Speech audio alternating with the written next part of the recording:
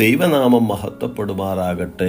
ഇന്നത്തെ ചിന്തയ്ക്ക് ആധാരമായി റോമർക്കെഴുതിയ ലേഖനം 8:15 നമുക്ക് വായിക്കാം. നിങ്ങൾ പിന്നെയും ഭയപ്പെടേണ്ടതിന് ദാസ്യത്തിന്റെ ആത്മാവിനെ അല്ല, നാം അബ്ബാ പിതാവേ എന്ന് വിളിക്കുന്ന പുത്രത്വത്തിന് ആത്മാവിനെ അത്രേ പ്രാപിച്ചത്. ക്രിസ്തുവേശുവിൽ ഏവർക്കും സ്നേഹവന്ദനം. ക്രിസ്തുവേശുവിലുള്ളവർക്ക് ഭയരഹിതമായ ആത്മാവിലുള്ള ജീവിതം നയിക്കുവാൻ കഴിയുന്നു.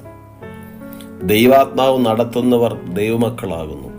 ജഡസ്വഭാവമുള്ളവർക്ക് ദൈവത്തെ പ്രസാദിപ്പിക്കുവാൻ കഴിയുകയില്ല.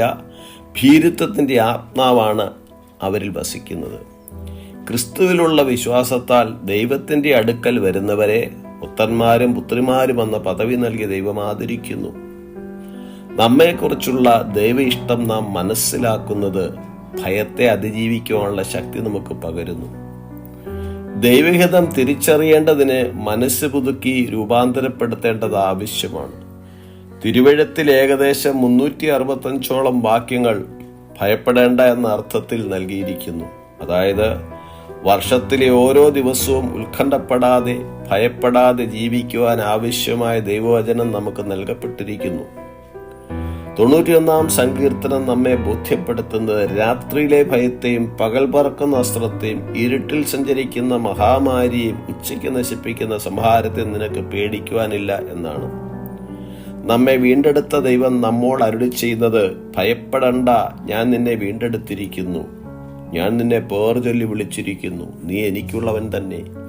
രക്ഷിക്കപ്പെട്ട ദൈവവേദൽ ദൈവത്താൽ വീണ്ടെടുക്കപ്പെട്ടിരിക്കയാൽ ഭയപ്പെടേണ്ട ആവശ്യമില്ല.